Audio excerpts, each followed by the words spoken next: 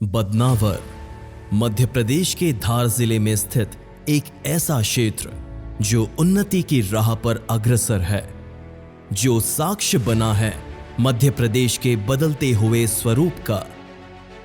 चाहे बात कृषि की हो या व्यवसाय की, शिक्षा की हो या रोजगार की, खेलकूद हो या कला क्षेत्र, बदनावर ने भारतवर्ष के इतिहास में एक अमिट छाप छोड़ी है। भौगोलिक परिवेश या राजनीतिक दृष्टिकोण हो, तमाम परिस्थितियों में बदनावर एक स्तंभ की तरह अटल खड़ा है, जहां का हर नागरिक इस कायाकल्प के लिए बराबरी का भागीदार है। चाहे बालक हो, महिला हो, बुजुर्ग हो या युवा, सभी ने बदनावर के लिए यथासंभव योगदान दिया है।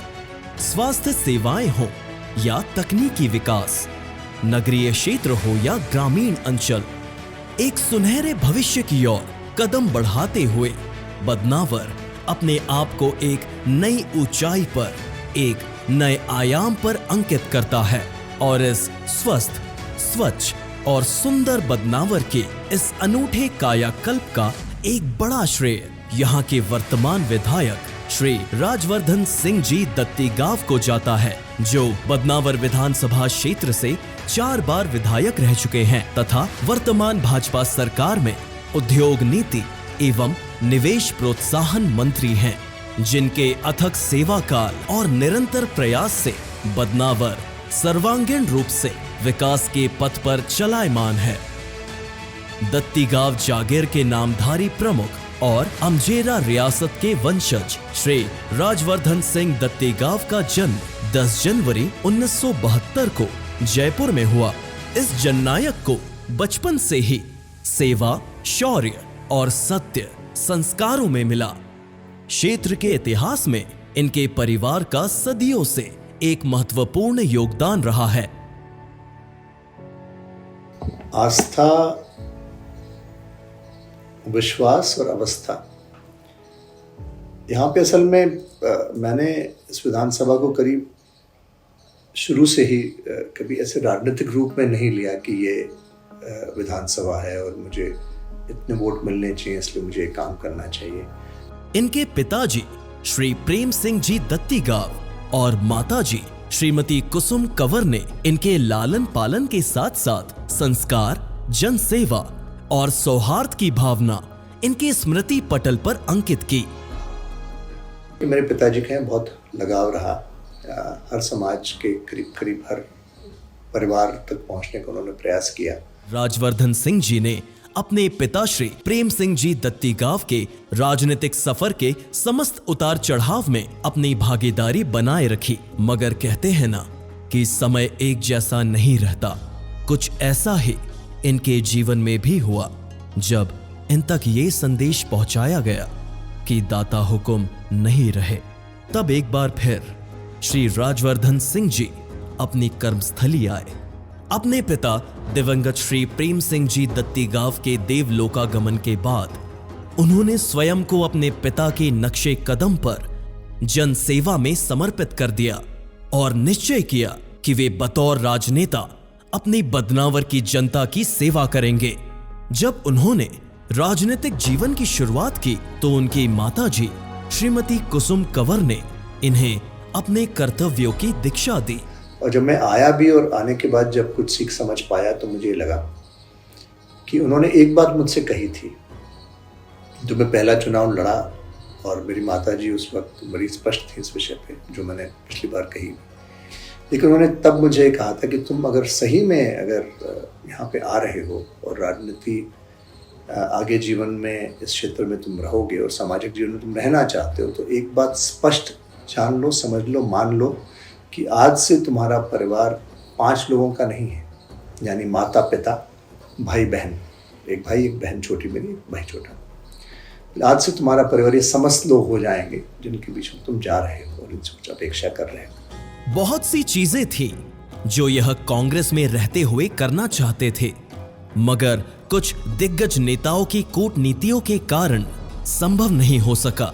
ये पहले नहीं हो पाता। पहले क्या होता था, पैसा चला गया, जमुना देवी मंत्री थी, कुक्षी चला गया, फिर पैसा चला गया, उमंग सिंगार मंत्री तो कहीं और चला गया, फिर पैसा चला गया, हनी बघेल मंत्री तो कहीं और चला गया, तो पैसा कहीं और चला जाता था। और जब इन्हें एहसास हुआ कि जिन मुद्दों और वादों पर कार्य करने का प्रण लेकर ये सत्ता में आए थे, जनता से किए उन्हीं वादों को तत्कालीन कांग्रेस सरकार अपने निजी स्वार्थ के लिए दरकिनार कर रही है, तो उन्होंने विधायक पद से इस्तीफा देकर त्याग का एक अप्रतिम उदाहरण जनता के समक्ष पेश किया।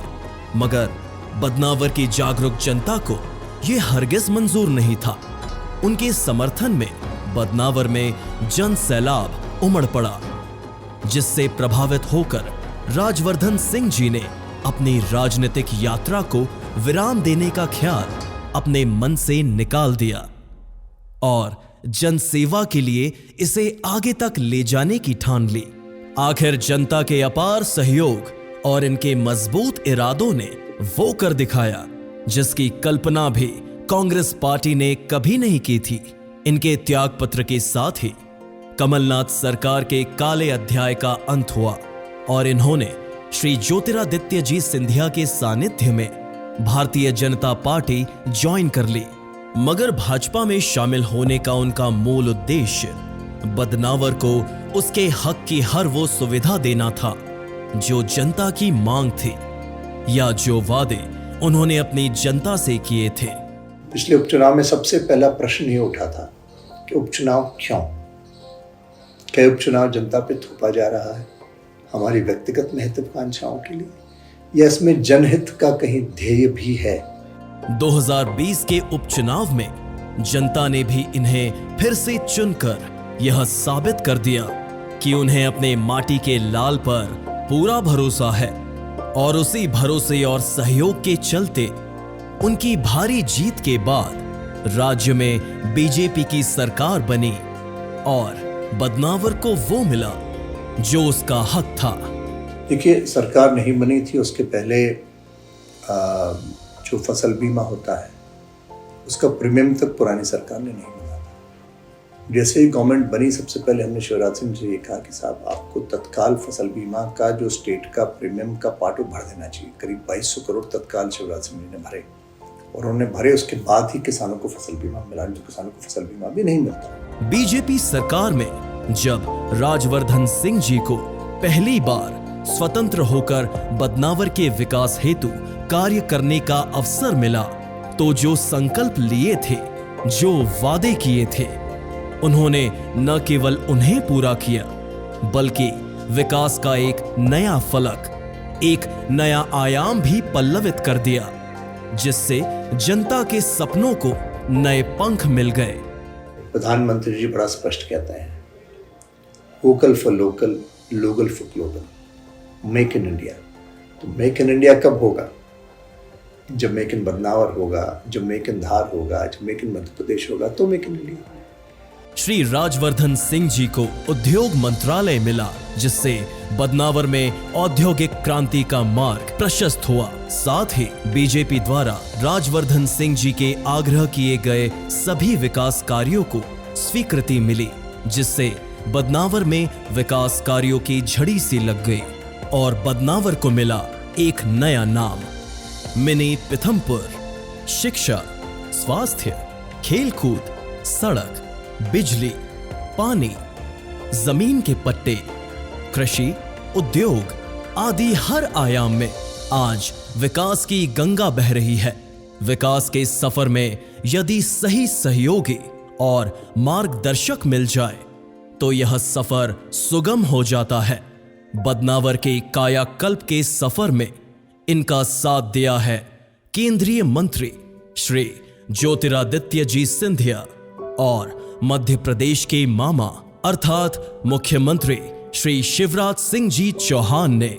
जब भी मैंने सिंधिया जी को किसी काम के लिए कहा है, उन्होंने कभी हमें मना नहीं किया। निरंतर हमें वो न सिर्फ प्रोत्साहित करते हैं, कभी कभी अगर ऐसा भाव भी आ जाए, थोड़ा सा आदमी पॉजिटिव से न्यूट्रल भी होने लगता है, तो वापस आपको उस दिशा में ले जाते हैं। और वो यही कहते रहते हैं कि परिणाम की चिंता मत करो, आप तो आज पे फोकस करो, आज क्या करना उस पे ध्यान दो और अपना सर्वश्रेष्ठ उसमें हम योगदान दें। प्रतिफल देर सवेर मिलेगा, निश्चित मिलता है।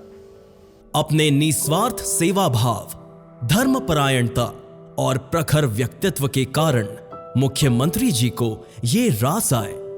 जब मुख्यमंत्री जी से इनकी नजदीकियां बढ़ी तो बढ़ते रिश्तों के साथ साथ जिम्मेदारियां भी बढ़ती चली गई।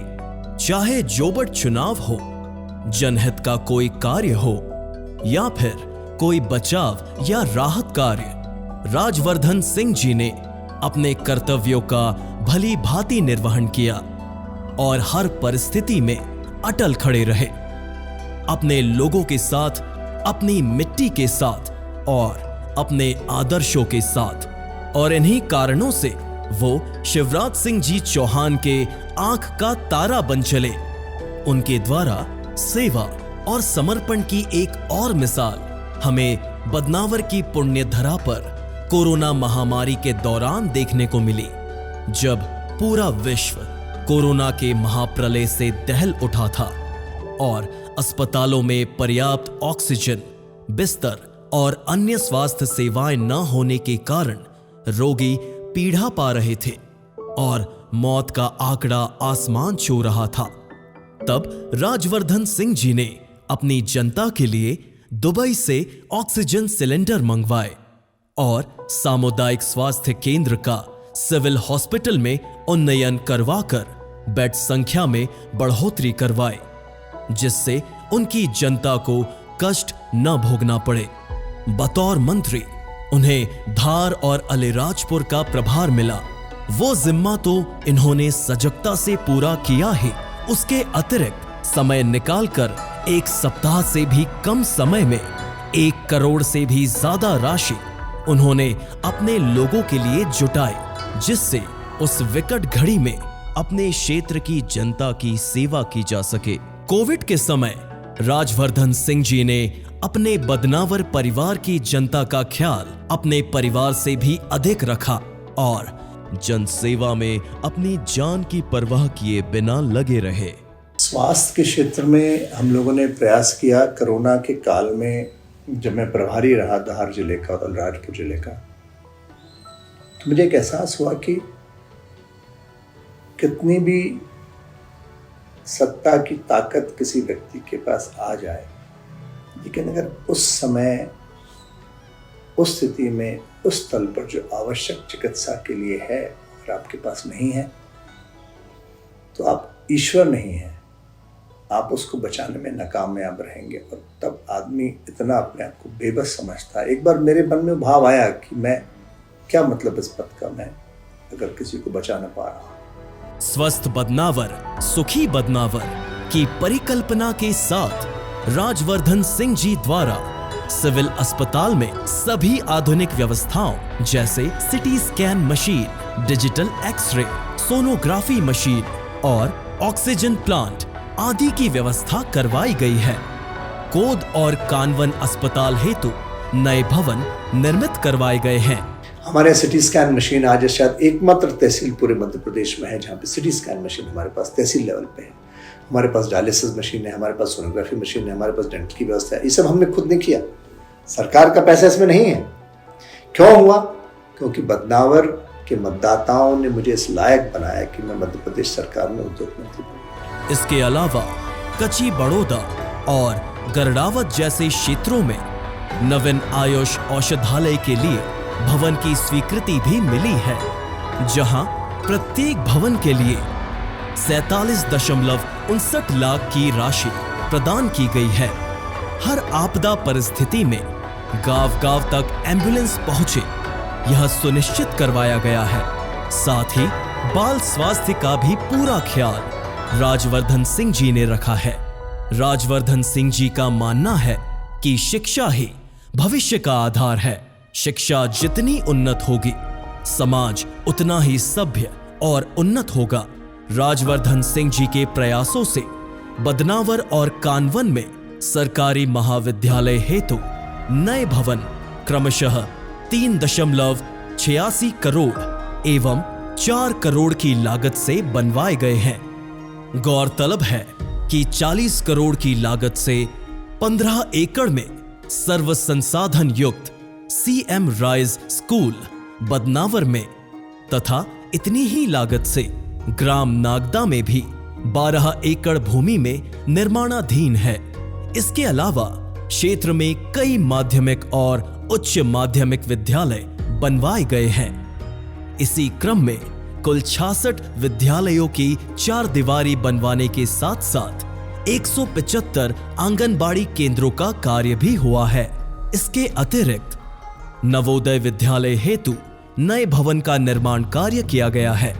शिक्षा के साथ साथ खेल जगत में भी बदनावर की प्रतिभा अपना परचम लहराए, इसी सोच के साथ महाविद्यालय में इंडोर स्टेडियम भी बनवाया जा रहा है, जहां हर खेल के लिए पर्याप्त जगह, निर्देशक और संसाधन उपलब्ध होंगे। यहाँ पे हमने CM राइज स्कूल जो मुख्यमंत्री जी ने उसकी अवधारणा करी है, और उद्देश्य है कि CM राइज स्कूल वो शिक्षा प्रदान करे, वो गुणवत्ता उस शिक्षा की हो जो पब्लिक स्कूल्स में मिलती हैं। CM राइज मतलब एकदम वो मैं जैसा कह रहा हूँ कि मेरे सपनों का विद्यालय, तो निश्चित रूप से वो सपनों का विद्यालय है, एक शिक्षक की दृष्टि से भी और एक छात्र की दृष्टि से भी। शासकीय स्कूलों में जो बच्चे आते हैं वो जब कॉम्पिटिटिव एग्जाम्स देते हैं या प्रतियोगी परीक्षाओं में जाना चाहते हैं तो बहुत सी बार कॉम्पीट नहीं कर पाते। तो इसलिए हम लोगों ने ये प्रयास किया है कि बदनावर विधानसभा में 2 CM राइज स्कूल सैंक्शन करवाएं। एक हमने बदनावर में करवाया है, दूसरा हमने नागदा में करवाया है।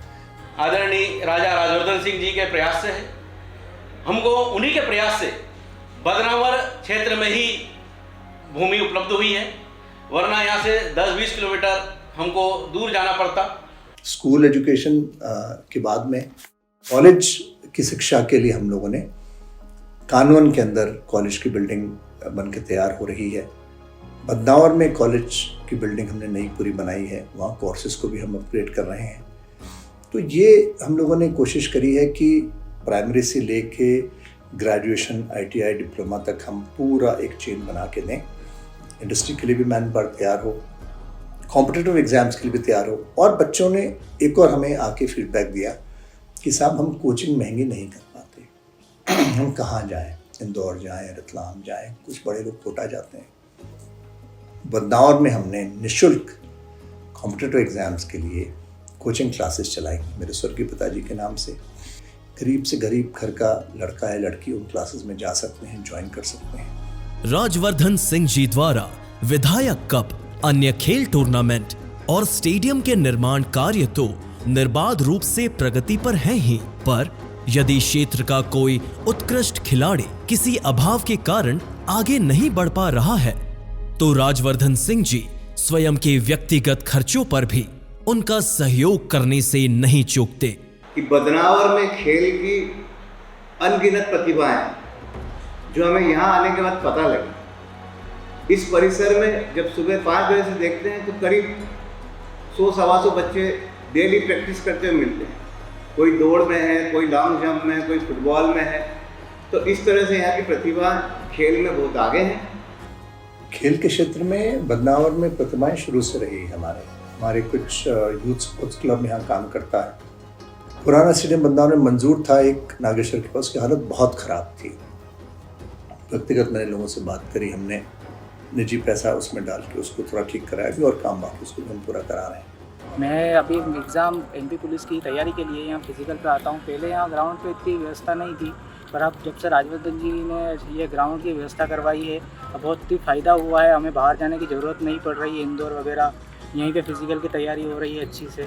राजवर्धन सिंह जी चाहते थे कि हर गरीब के पास अपना पक्का घर हो, परंतु बदनावर क्षेत्र में कई जगह जनता के पास जमीन के पट्टे न होने के कारण इसमें बड़ी अड़चन थी।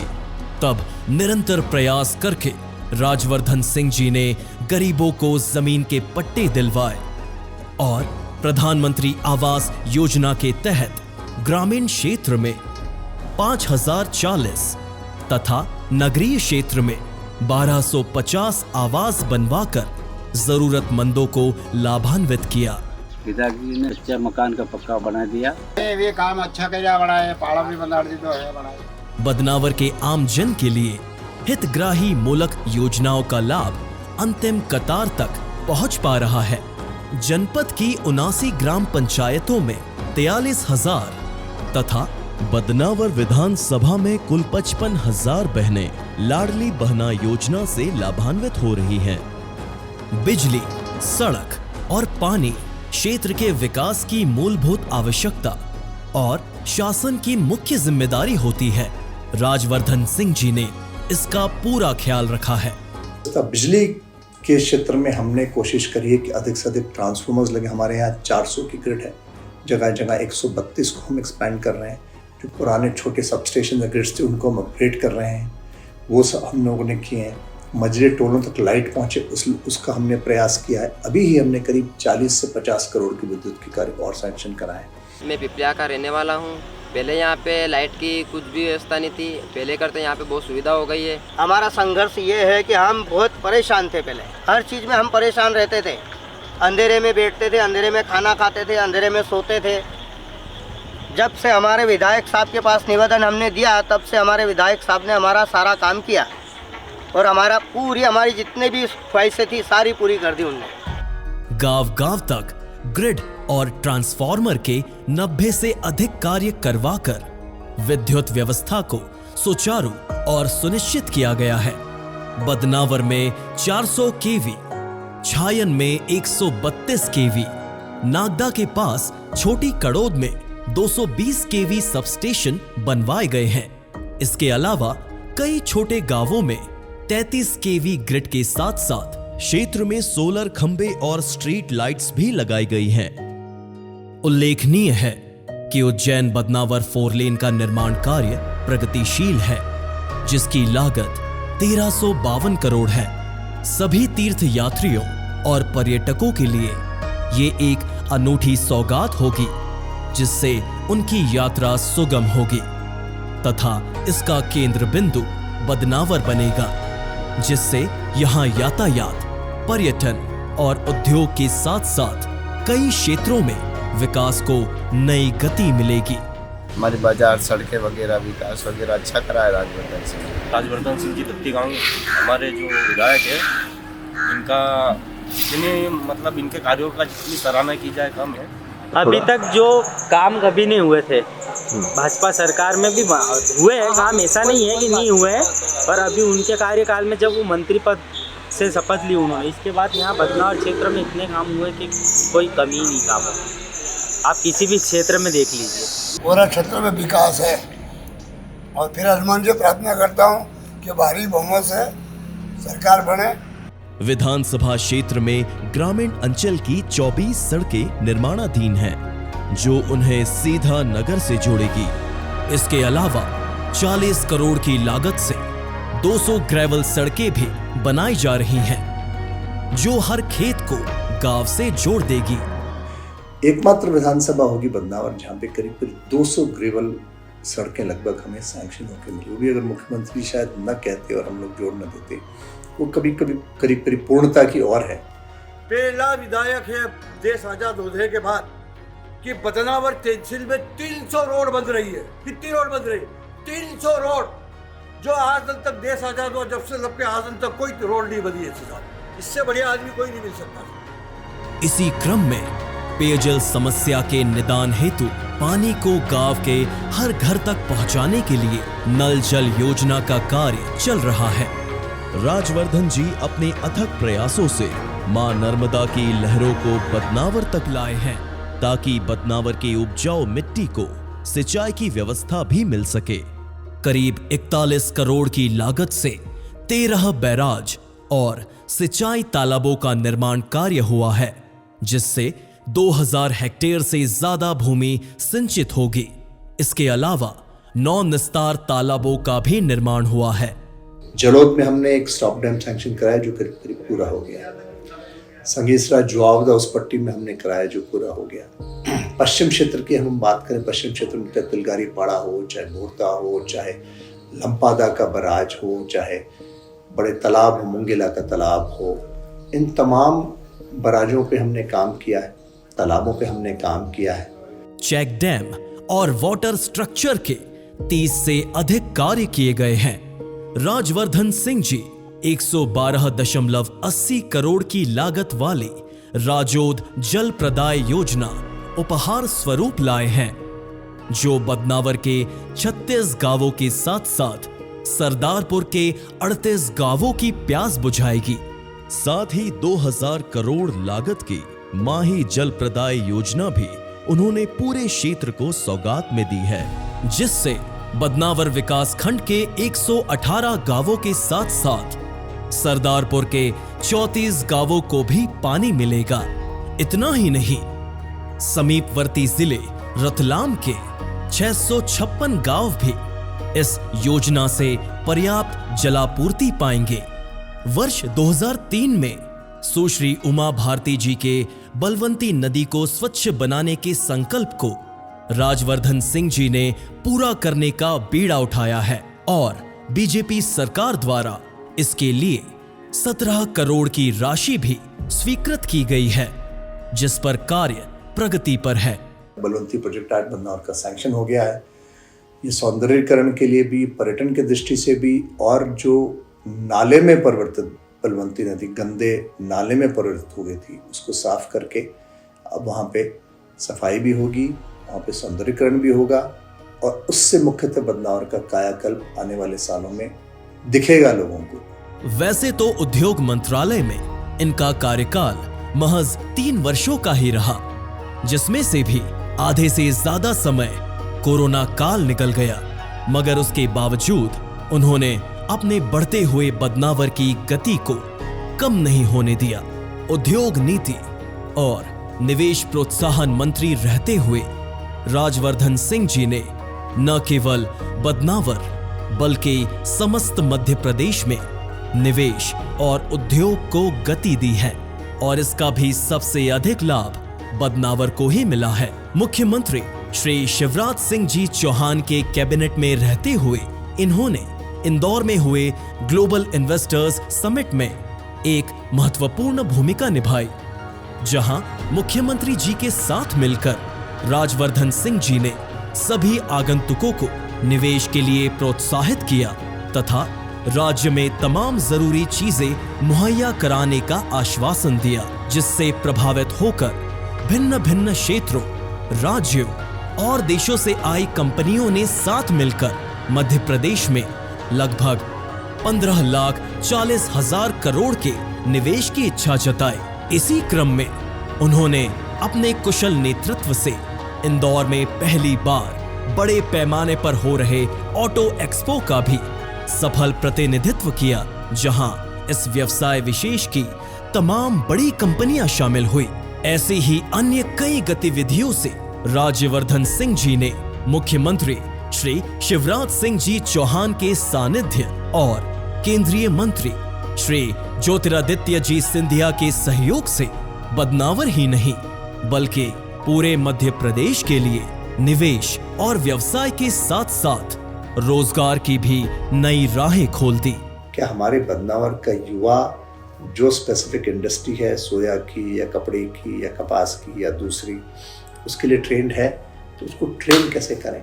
तो हमने ITI सैंक्शन कराई है। आज बदनावर में जील और एबीज सोया प्लांट जैसे कई उद्योग प्रारंभ हो रहे हैं, जिससे बदनावर में एक नई औद्योगिक क्रांति को बल मिला है।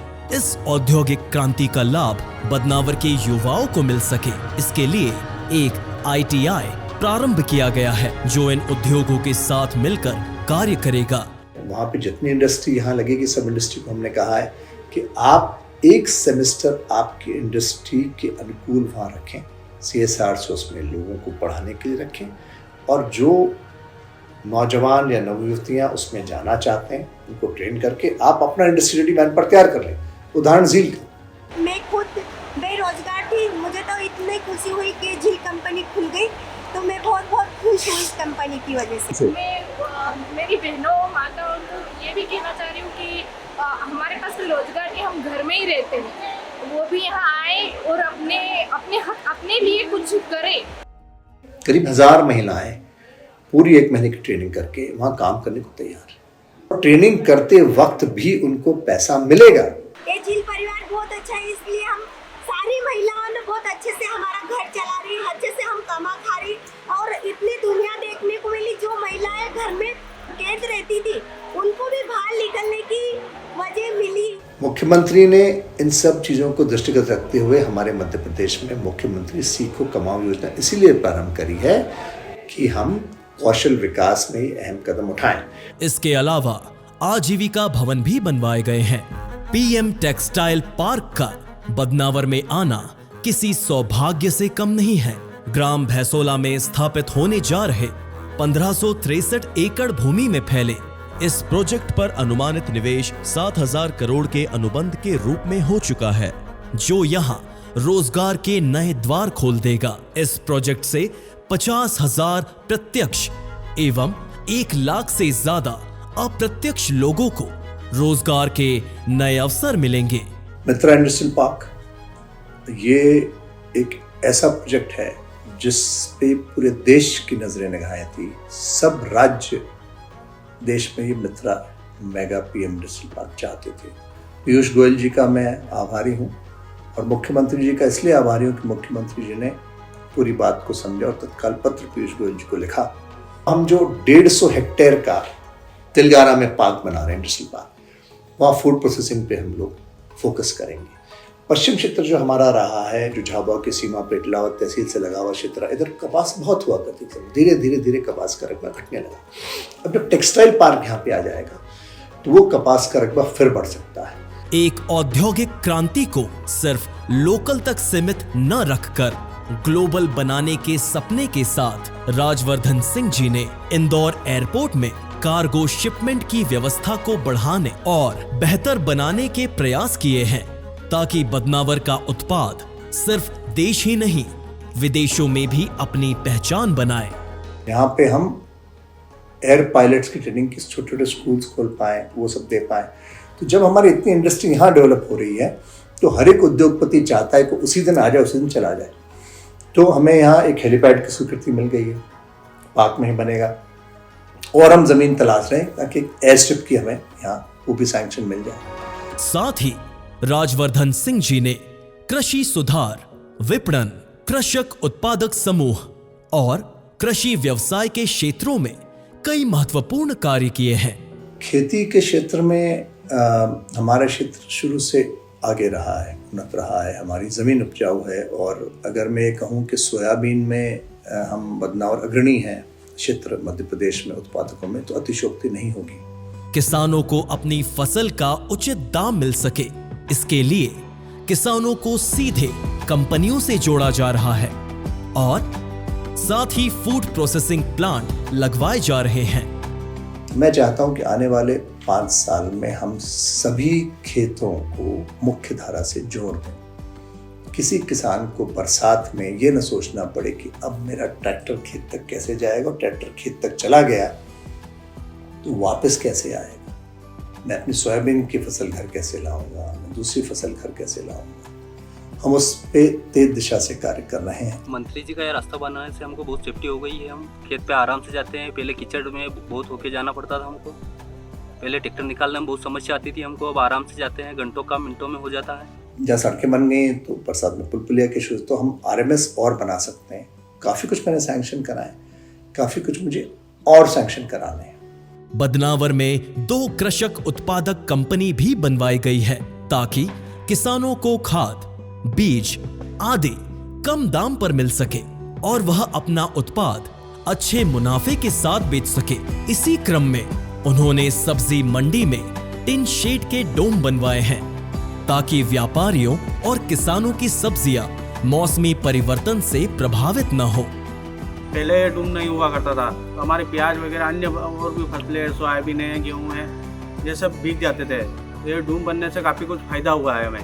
तो जो मूलभूत आवश्यकताएं हमारे क्षेत्र की हैं, जो हम आगे तो बढ़े हैं लेकिन अभी भी कुछ गैप्स हैं, उनको हमें पूरा करना है। 5 साल में मेरी कोशिश है कि ये बेसिक सेक्टर्स, हाउसिंग में, आपकी विद्युतीकरण बिजली में, आपकी पेयजल में, आपके सिंचाई के पानी के विषय में, ये सब चीज़ें हम बिल्कुल खत्म कर। बेसहारा छोड़ी गई गौ माताओं के लिए भी 7 गौशालाएं प्रारंभ की गई हैं, जहां उनकी चिकित्सा इत्यादि का भी संपूर्ण ध्यान रखा जाता है और पशु एम्बुलेंस भी उपलब्ध है।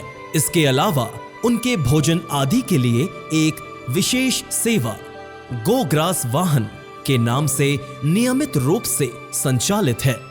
जिले में सबसे ज्यादा विकास का जो पैसा आया है वो बदनावर में आया। दैनिक भास्कर ने एक आर्टिकल भी छाप दिया, उसमें कहा कि ये विकास पर्व जिले का नहीं सिर्फ बदनावर का विकास पर्व, उसमें उन्होंने आंकड़ा भी दिया। कहते हैं ना कि अगर नीयत साफ हो तो नियति भी साथ देती है।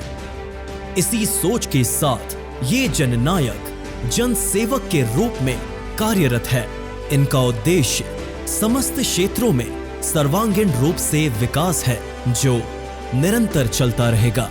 वैसे तो हमारी पार्टी हमें सिखाती है कि जीवन में और सार्वजनिक जीवन में निस्वार्थ भाव से अगर आप कर्मयोगी बन के तपस्यारत हैं और आप वास्तविकता में उसी ऊर्जा से, उसी ध्येय से, उसी उद्देश्य से काम कर रहे हैं, करना चाहते हैं जिससे हमारे प्रधानमंत्री नरेंद्र मोदी जी करते हैं, हमारे मुख्यमंत्री करते हैं, या हमारे संगठन के लोग करते हैं, या कुशाभाऊ ठाकरे कर गए, या श्यामा प्रसाद मुखर्जी ने किया, या दीनदयाल जी ने किया, या राजमाता सिंधिया ने किया, तो हमें ये कभी नहीं भूलना चाहिए। बारंबार जो हमें पार्टी कहती है कि राष्ट्र प्रथम, पार्टी द्वितीय और मैं स्वयं अंतिम। बदनावर का युवा तो इन्हें आदर्श मानता ही है।